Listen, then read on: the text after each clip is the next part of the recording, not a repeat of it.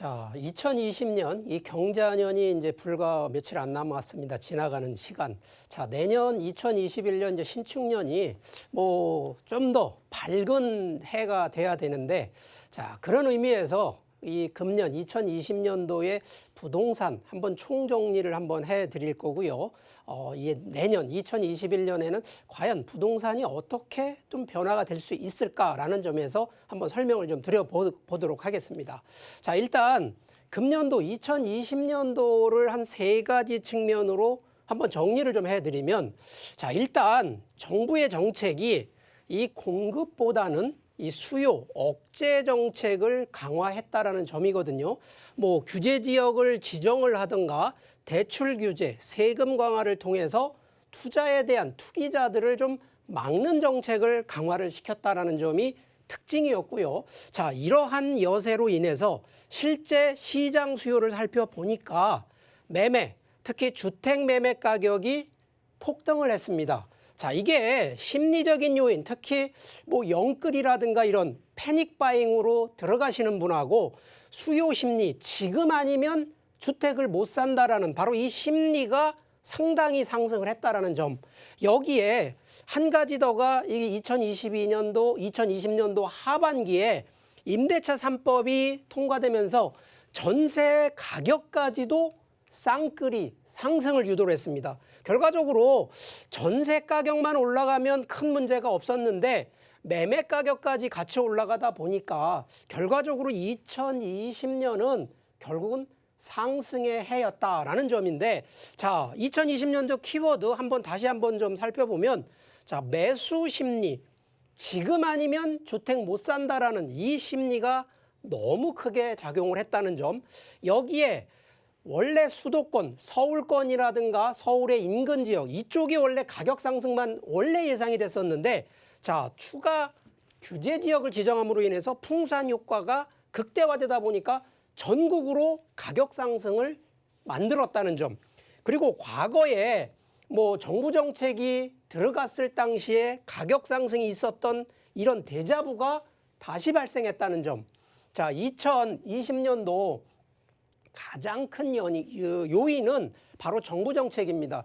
지금 이게 2020년도에 발표된 정부의 부동산 정책입니다. 자, 실제 규제 지역 지정 확대, 자, 요번에 바로 12월 17일 날도 추가 지정을 36곳, 전국 기준으로 36곳을 더 지정을 했는데, 이 지정 확대가 과연 올바른 부동산 이 규제라든가 이런 부분으로 해서 조금 더 완화를 시켰냐? 그렇지 않다는 거죠. 결국은 풍선 효과만 더 유발시켰다라는 점이고요. 자, 세금 강화나 대출 규제, 자, 이 부분은 충분히 이 부동산 정책, 특히 부동산 가격 안정화를 유도를 했었기 때문에 심리적 압박은 온 것은 맞지만, 실제 이것은 부익부, 빈익빈 효과를 더 심리적으로 좀 더 만들었다는 점이고요. 자, 실제 주택 공급 확대, 정책상으로도 보면요, 뭐 3기 신도시, 수도권 주택 공급 상당히 많은 방안들 많이 발표를 했습니다. 그럼에도 불구하고 실제는 이 공급보다는 수요 심리를 더 자극을 했기 때문에 2020년도 상으로 놓고 봤을 때에는 공급보다는 수요 억제 쪽으로 더 강화되지 않았냐라는 측면으로 살펴볼 수 있겠습니다. 자, 그러면 2021년도, 자, 실제 2020년도 올해 같은 경우에는 부동산 가격 급등기라고 얘기를 드리는데, 자, 제가 아까 과거의 부동산 데자부라고 얘기를 드리는데, 과거에 이 김대중 대통령, 노무현 대통령이었을 때도요, 공급 억제라든가 규제 정책을 했기 때문에 이때도 물론 정책만 해서 된 건 아니지만 가격 폭등 시기가 있었습니다. 바로 요 시기 끝나면서 리먼 브라더스, 이게 세계 이 금융위기가 딱 오니까 다시 안정권이 오고, 이때부터 대규모 공급 정책이 무려 10년 동안을 공급 정책을 하니까 안정기가 왔거든요. 자, 그런데 요번에 이제 문재인 대통령 시기에 강력한 공급 규제 억제, 그리고 여러 가지 지금 추가에 대한 부동산 이 수요를 억제하는 정책을 하다 보니까 이때도 지금 급등기가, 그래서 과거 급등기와 현재 급등기가 동일한 기준으로 지금 가고 있는 이런 패턴을 보여준다는 거고요. 자, 결과적으로 규제 정책은 분명히 지속이 됩니다. 내년에도 지속이 될 거기 때문에 자, 이 부분은 충분히 감안을 하셔야 되는데 자, 변동성 하나가 바로 이 시중 유동성, 시중에 놔두는 유동성이 너무 풍부합니다. 자, 금리가 됐던 환율이 됐던 그리고 지금 코로나19로 인해서 또 여유 자금들이 많이 지금 또 공적 자금이라고 하는 이런 자금들이 더 풀어지기 때문에 실제 유동성이 풍부하다 보면 투자할 곳은 갈 데가 없다라는 거거든요. 자, 그렇기 때문에 이런 자금들이 들어오는데 자, 여기 변수 하나.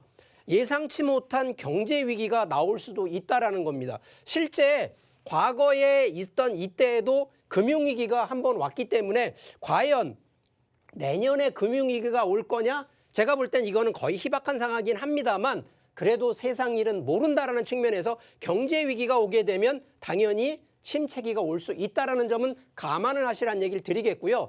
자, 그래서 내년도 2021년도 부동산 전반적으로 좀 한번 전망을 좀 한번 살펴보니까 자, 내년도 2021년 주택가격, 자, 매매 가격은 일단 상승을 합니다.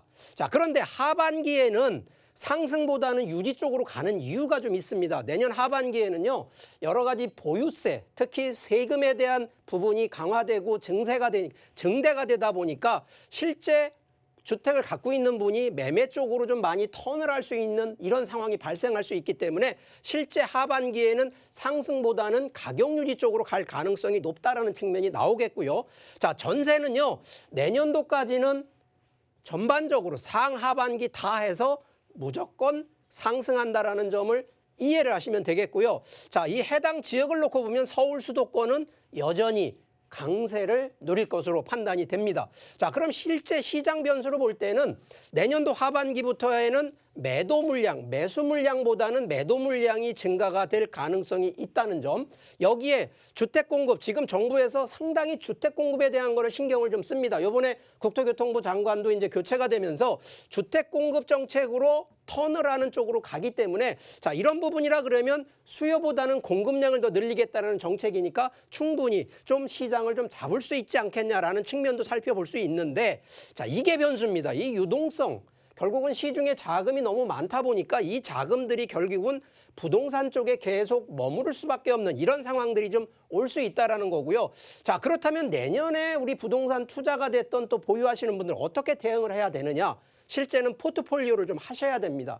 이 단순하게 사고 팔고 해서 차익을 보는 이 단순한 전략이 아니라 전반적으로 이 부동산 자산 관리라고 하는 포트폴리오로 검토를 하셔야 된다는 얘기를 드리고요. 자, 가능하시면 이제 주택은요, 실거주 우선 쪽으로 좀 고려를 하시고 1주택 쪽으로 컨셉을 잡으셔야지만이 여러 가지 세금이라든가 대출 규제에서 벗어날 수 있다는 점도 감안하시고요.